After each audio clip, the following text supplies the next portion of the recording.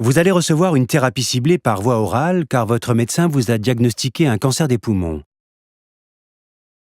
Pour cela, l'équipe soignante a procédé à plusieurs examens comme un scanner et une fibroscopie bronchique, au cours de laquelle des prélèvements de la tumeur ont été réalisés.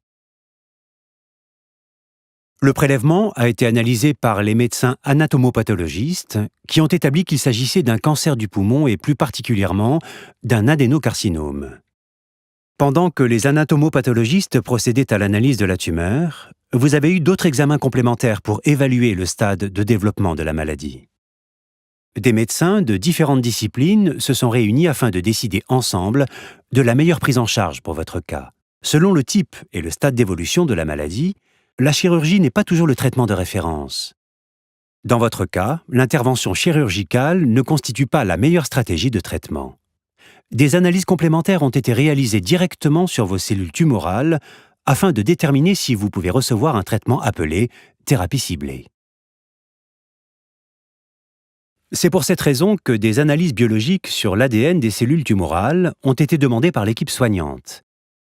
Pour cela, les médecins anatomopathologistes ont transmis une partie de votre prélèvement à un centre expert en diagnostic moléculaire. Sur les cellules de votre cancer, des récepteurs existent qui sont anormaux parce qu'ils sont fabriqués à partir d'un ADN porteur d'une anomalie appelée mutation. Ils sont à l'origine de la multiplication des cellules tumorales par la transmission de messages erronés. Ces récepteurs anormaux sont également très sensibles à des médicaments ciblés qui vont ainsi empêcher la transmission de ces messages erronés et donc empêcher la multiplication des cellules tumorales. Un patient sur 10 en moyenne en France présente ces récepteurs anormaux et peuvent bénéficier de ces médicaments dits thérapie ciblée. Ces médicaments ciblés se prennent par voie orale, tous les jours. Une ordonnance vous a été remise par votre médecin avec le traitement et des conseils pour prévenir et limiter ces effets indésirables. Ces médicaments sont disponibles en pharmacie de ville.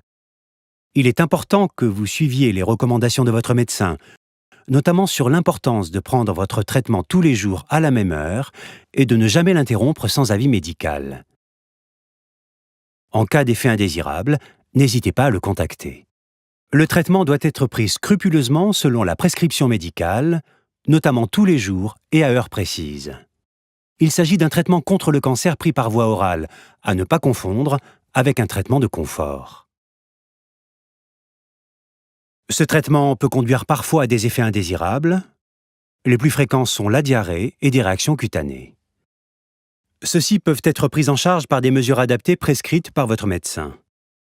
Il peut s'agir de mesures diététiques pour prévenir les troubles digestifs, ou encore de médicaments contre la diarrhée et les réactions cutanées. N'arrêtez pas votre traitement contre le cancer de vous-même. Le médecin pourra l'adapter en cas de besoin. Si malgré les conseils donnés vous présentez des effets indésirables, n'hésitez pas à contacter votre médecin.